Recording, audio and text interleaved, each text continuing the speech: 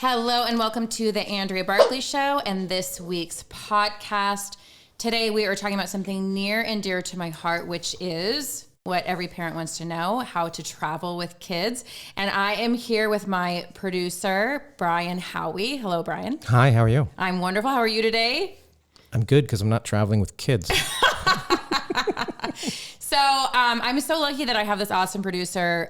Brian has been, kind of coaching and talking me along the way on the back end about this podcast and how to be good at it. And he has a fun perspective on things. So he's kind of my Gelman to Kelly and Ryan. And I have a fair bit of a male audience. And I thought, Brian, do you have kids, Brian? I do not. Yeah. So as someone The day's not over. Okay. Well, hey, anything can change. This is Scottsdale. You never This know. is Scottsdale. And if you go to Mesa, you can just get pregnant right as soon as you cross the I line. think that's true. So don't go to Mesa. Yeah, stay out of Mesa. And That's my contraceptive. Don't cross into Mesa. So I, as most of you know, I am married and I have two little girls. And before I was a mother, and even though I am a mother, I'm still this person. I'm a world traveler, and I've been to something like 30 countries, many of them on my own. And when I knew I wanted to have at least one child, it became really important to me that my children come into my life and that I don't go into my children's lives. And I mean, of course, there is some of that, but by and large, I wanted to hold on to my identity and that love I feel for travel. And always when I was traveling, I would see families and I would see, people at the ruins with strollers. And so I thought it'd be fun to have Brian on too, because Brian travels a lot. And so what is your perspective when you are sitting on an airplane and you see some people come through with kiddos? What are your thoughts? It depends on the flight. So if it's somewhere that's a short flight, I'm like, why didn't you drive? Oh, really? Like, why didn't you guys just drive? Oh, I'm so glad. Okay, can I answer that really quick? Yeah. Okay, let me answer. So this might not be a popular thing to say among moms, and I have honestly gotten hate for this before on social media, but I am not about to put my little girls, especially as a fitness person, I'm not about to put my babies in a car seat and strap them in the back alone for 6 hours and say, peace out, I'll see you in 6 hours. Like, I think that's almost inhuman to ask of a child to do. Well, you can't communicate in the back seat. Is there a wall, Yes. stone wall between you? You can't stop every hour and a half. I don't know, because if you have, a 6 hour car ride, you should be splitting it up. I don't think it's any different than if you put your kid down to sleep for 6 hours, where you're going to have to say peace out. Like, it's sort of just an extended timeout with some breaks in it.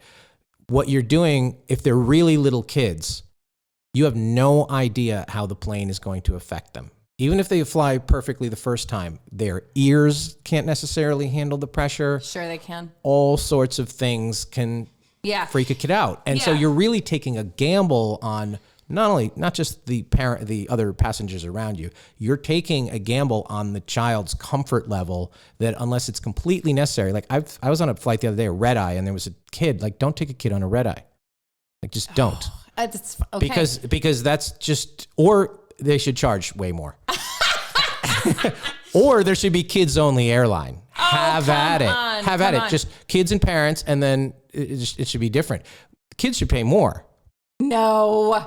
Okay, I think you're taking this a little far. I'm not taking it a little far. You're asking my perspective on it. I am. Now, I say that as a non-parent. If you're a parent, you're constantly in survival mode. I get it. So you do have my sympathy. But some of the choices that the parents make when traveling aren't always the wisest. And that's the perspective you get if you don't have the kids. You're like, why did they do that? Why did they just, and you're not talking about, say it's here to Los Angeles. Mm-hmm.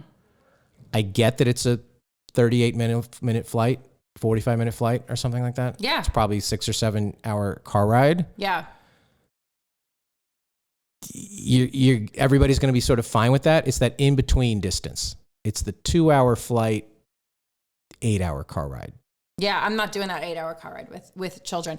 Only because, and you make some great points. Like, you say something about being in survival mode. There is a stigma, or there's some kind of almost a meme in parenting these days that really emphasizes how difficult parenting is, mm-hmm. and how hard kids are. And I'm here to tell you, as a mom of a little girl who just turned 4 and a 10-month-old, it's not that hard. It's hard, but it's not that hard. Well, we'll see when they're 13.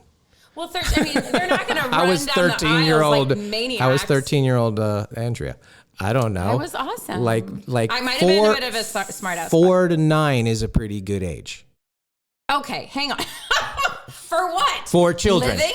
No, for children. 4 to 9-year-old children they can do things for themselves. Yes. They're fully functional. They're not in full brat mode yet. Oh my when you gosh. get into preteens and tweens, when emotions and hormones and friends and so that's just, you're almost in a pure sweet spot. So a lot of the parents that you're talking about are in full survivor mode. Yeah. They either have 2 under 2, which is hard. Right. Or they have 11 and 14. So 5, 7, 8, you don't usually hear 2. Those are the wonder years of parenting. So every stage of parenting has a season. And I would 1,000% fly with my babies over driving with my babies, only because I feel compassion for my babies. And no, is there a wall between us? No. Can I talk to them? Sure. But little ones, and you're talking about an older age demographic, which to me, that's a breeze, that's a piece of cake. But the younger ones, I think people are terrified to travel with their children. And to me, that's easier because you can hold them. You can just hold them. And so and it might have to do with, what your own upbringing was like, where if you, quote unquote misbehaved, or if you cried, or if you threw a tantrum, then there are parents out there who are very disciplinarian and they're going to correct them and be stern. And I'm not saying that you shouldn't do that, but a lot of the times all that your child needs is just to be picked up and held. And that can almost instantly diffuse a situation. I do agree with that. So a lot of the prep for traveling is also not done. If you fully explain to the child how long things are going to take, what's going to happen, every aspect of it, then it's not this bewilderment between, are we there yet? What is happening? What is going to happen?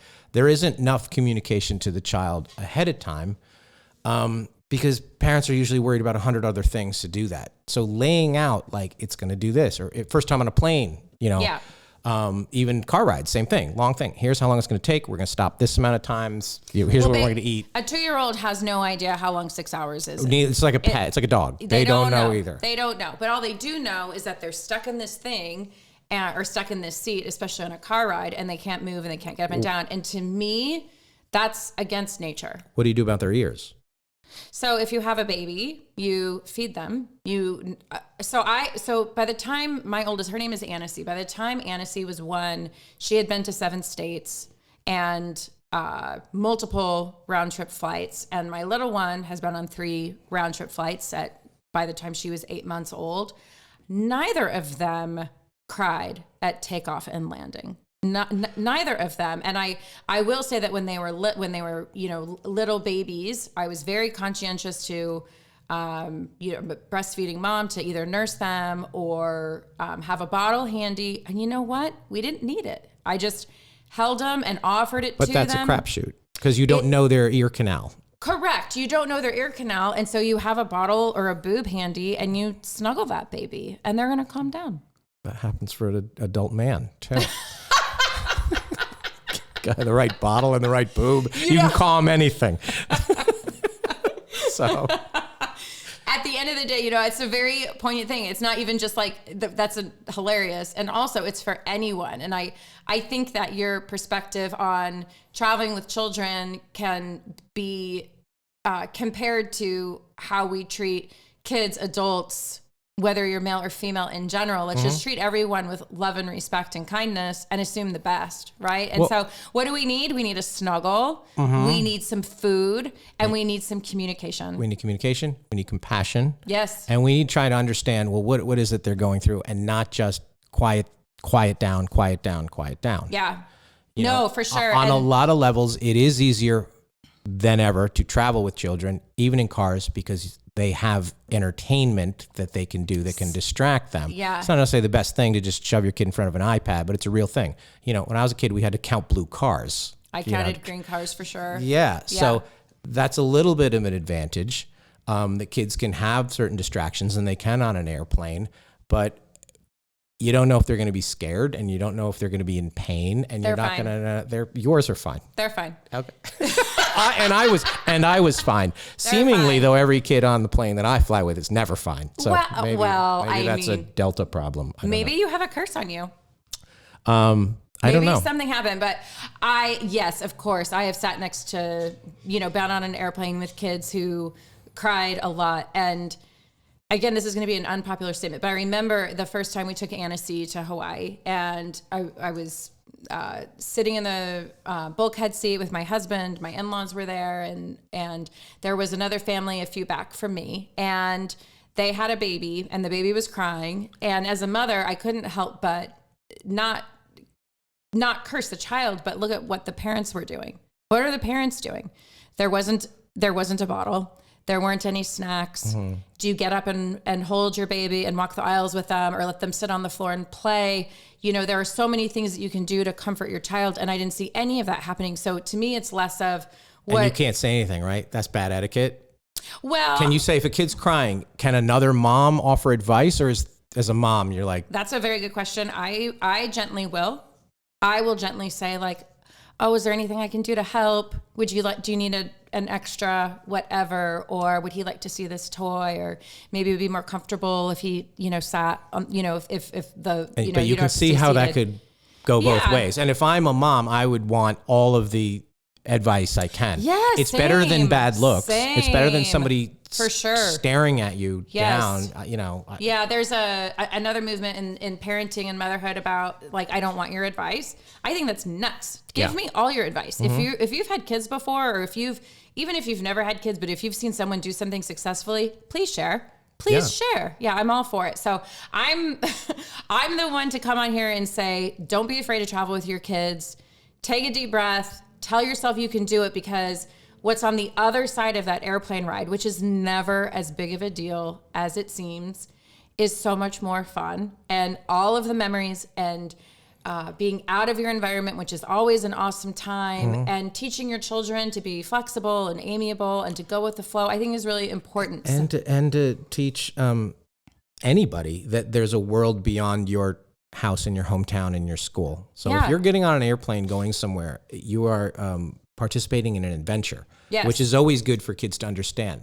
We're going on an adventure. Yeah. No matter where you're flying to or where you're going, they look at it that way. They do. That excites them when they understand. I look at it that way. Yeah. That excites me. Yeah. And so I had friends before I had babies and influencers that I followed who always traveled with their kids. And to me, it actually did sound stressful before I had kids. And I had an opportunity to go to Hawaii. I was 9 months pregnant. I guess maybe how pregnant was I? I was 32 weeks pregnant. You deliver at 40. And had an opportunity to go to Hawaii with my oldest. She was 3 at the time. Actually, she was 2 at the time. And I just took a deep breath and said, let's go. So just me and her, 9 months pregnant. And you know what? We had to take that red-eye flight home because that's the only flight that was available. And I was sweating it super, super hard. Yeah. And you know what? She was a champ. And our flight was even delayed. But what did I do? So I have, practical tips out there for the parents. I don't want to say the moms because parenting is a universal experience. It happens to men and women. So yes, I'm sitting here in motherhood, but the dads are here in parenthood too, and they can't offer the boob. You can't offer the boob, but you can offer a lot of other things. You can. And most importantly, you can just offer encouragement. Like, and hey, you can support the mom. Yeah, we got this. As a friend of mine once said, she goes, the difference between it being easy to travel with children and being hard to travel with children is a nanny. Oh boy, I don't agree with that. Babies want their mamas. I agree with her. That was her babies. Joke. That's hilarious. No, I want my babies there. I want to hold them and love them. Yeah, you want them to be excited about traveling and not frightened to travel. Like getting them out of their comfort zone is generally what causes a lot of the reaction to it. It's so fun. So if you're out there and you're listening, and have you ever felt nervous about traveling with kids, or do you ever see someone come on the plane and you say, oh gosh, please don't sit next to me, or please don't cry, or whatever. So first of all, have empathy for the family that's coming on. They want it all to go well too. They don't want it to hit the fan. No. They're hoping for the best. It is a helpless feeling when it all goes bad. Yes. It's a helpless feeling when it all goes bad. But again, I've done this many times, most of them by myself with my 2 girls. And I'm here to say it can be done. It should be done. It's a wonderful experience for everyone. It's very empowering to travel with your kids and have fun. So my most important tip, I'm going to start with some emotional tips, is 1, take a breath, give yourself a pep talk. You can totally do it. Just stay calm and assume the best and keep a positive mindset, because it is going to be awesome. Traveling is always awesome. I mean, have you ever taken a trip and said, we just shouldn't have done that? Not with my family. The best memories I have as a child were not home. They were always somewhere else. See? Yeah. See there? And, you know, people say, oh, well, so-and-so could have a meltdown, whatever. Well, kids can have meltdowns at home, at the grocery store too. Yeah. I'm not saying that my children are perfect, because they certainly are not. And they definitely have a moment, you know, of course. But again, some of that is the emotional attunement of a parent. I'm like, scoop up your child and just give him a hug and find out what's going on. Yeah. You know, just talk to him. It's really funny. I tell Yanissi, look me in the face and let's take some deep breaths together. I know this might sound like hokey woo woo, but it works. And I'll just hold her little arms. I said, let's take 5 deep breaths. And sometimes when I get mad, because of course I'm a human being, I get mad, and she says, okay, Mom, take a big breath. Just take big breaths. I'm not sure that doesn't work at all ages. Oh, it works at every age. So anyway, I'm here to say, just do it. Just hit go, book the trip. And it's always better than staying at home. And if you are attuned to your child's rhythm, and of course if they're on a hardcore nap schedule, then, you know, you need to be mindful of that nap situation. You treat them with respect and kindness. If they're upset, you give them a hug. You know, try not to yell at them. Try and keep the situation calm, and be confident but loving, and expect the best. And, you know, from a practical perspective, I have to say too, like me, if I have to sit on a long flight, it's important for me to move my body and exercise before I get there. So on your whole way through the airport, make sure that your kids are not in the stroller. Give yourself time to let them run and play and touch things and explore things. Don't tell them no. Let them check some stuff out. You know, let them get up their wiggles. And if you have an afternoon flight, get them to a park so they get fresh air, they get sun on their skin, that boosts their serotonin. It helps them sleep. It'll help them get cozy in their seat and, you know, play with whatever they have to play with. So, and now I want to talk a little bit about practical tips, right? These are the things that I really needed to know when I was nervous about traveling. If you have a little baby, put them in a carrier so that you can have free hands. And if you have, especially if you have multiple children, and if you have a newborn or a baby who can't sit up yet, there's these really cool shirts. They're called Lullaboo shirts, and it's basically like a cute tank top, and it has like a secret pocket. You just hold out your pocket and you pop your baby in it. Oh. So you don't have to deal with like straps or anything. And they have a really cute man shirt. So it just looks like your cute fitted t-shirt you have on over here, just a little pocket. And you lump. Yeah, you put your little baby. Well, it's not strange. You can see a human baby. If you have a baby, smuggling something. Yeah, if you have a little baby and they're nursing, and if you have the room, I highly recommend, and I'm surprised to recommend this, but it's been really helpful for me, is bring a nursing pillow. And the reason why, if your baby can't sit up, it becomes like a hands-free bed for them. You like tuck it around your lap and they can lay there, and then your hands are free. You can read or, you know, do whatever with your other child. But it's super important to have free hands. And then just from a technical perspective, if you do have a stroller, you can just tuck that pillow around the handle, so you don't even need to worry about it. And remember too, to not underestimate the value of strangers. If your hands are tied up, if you need a hand, if there's a little bit of chaos, there's always someone there that is going to help you, especially a guy like Brian. Yeah, it takes a village. It takes a village. You know, remember, we're all just people. People are happy to help. Most people are parents too, or they're thinking they might become parents someday. So when you are out seizing the day and taking on the world, you're inspiring others. I, again, remember being in, I think it was in Guatemala, and I was going to those ruins, and I saw families out there with strollers, and it made the idea of having children not so scary. Yeah. Not so scary. So again, with the practical tips, get a car seat bag. Why? You can cram everything in that bag. So you put your car seat in the bag, and jam all of the big stuff in it, like diapers and whatever, so you don't have room for that in your suitcase. That is a big part of reducing the chaos. Yes. Is to pack and deal both the proper equipment you need, but getting it in an organized, easy to access fashion will take a lot of the stressful chaos away. Not only that, I am a huge proponent of having Amazon.com ship things to where I'm wherever going. you're going. Yeah. So if there's something big that I know I'm going to want or need, let's just Amazon that thing and Yeah. return it on your way Plan out. ahead. That's right. There you go. I know that's shady, but that's what I do. Hey. Of course, this is a given, but pack snacks. But when I talk about food, again, one of my favorite topics, we're not going to talk about junky snacks. I don't want you to waste your money and your time on food that isn't going to actually control yours or your child's blood sugar. You want them to feel full, you want their blood sugar stable, and you want them to have energy for the long day ahead. So I always say think protein and fat. So for my girls, I'll pack like cold grass-fed burgers, like little patties. We don't do a lot of bread in our house. Like turkey sticks, meat sticks, hard-boiled eggs, little pouches of peanut butter, cheese, fruit. It's stuff for you too. I don't really do kid food in my house. What I eat, they eat. So, and also if you are overwhelmed with the idea of packing a car seat, don't be afraid just to throw some money at the car rental to have them throw car seats in for you. Again, you want to minimize the stress and anything that's going to prevent you from actually booking and taking the trip and having adventures with your family. You've got to get out of your comfort zone. And I'm not personally a big screen time person. I don't love a lot of TV, and I don't let my girls do a lot of TV. So I'll, bring like coloring books or new books and little figurines, but also, I'm not a complete, I don't know what the word is I'm looking for. I'm not Amish or anything.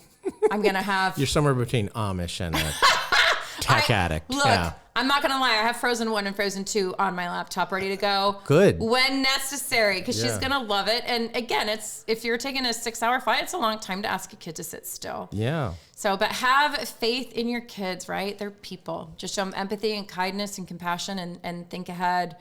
If they do get upset, it's hard to imagine, but just affirm their feelings. It doesn't mean you agree or condone them having a fit, but just give them a hug. Just hold them and love them, just like Hugs can go a long way. hugs go a long way. So, and again, as I mentioned, that's me talking about air travel, but I'm not really into the long car rides. I tell my husband, you drive and pick us up at the airport. We're going to have a great flight, and hopefully we'll see. We'll have Brian next to us, Captain Compassion over here. I will.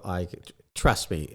I'm launching a new podcast in about 2 weeks. It's literally called The Non-Parent's Guide to Parenting. No, you are Yes, not. I am. Oh, because when come you on. take the emotion out of it, sometimes the decisions are clearer to those of us watching. That is so funny. Anyway, I'm sure like my kids, your kids are awesome. I love spending time with them. I want them to see the world. I don't want them to be at home with the nanny. I want them to be with me, seeing the beach and the ruins and the mountains and the sun and the sand. And yes, travel is different with kids, and it's also wonderful. So they're very, very short years. Go experience the world. And I'd like to thank my producer, Brian, for being here with us today. He might pop in from time to time. And I hope you enjoyed this podcast. If you did, please leave me a 5-star review if you liked it. And don't forget to subscribe. You can also find me at AndreaBarkley.com and on Instagram at Andrea Barkley. Have a wonderful and healthy day.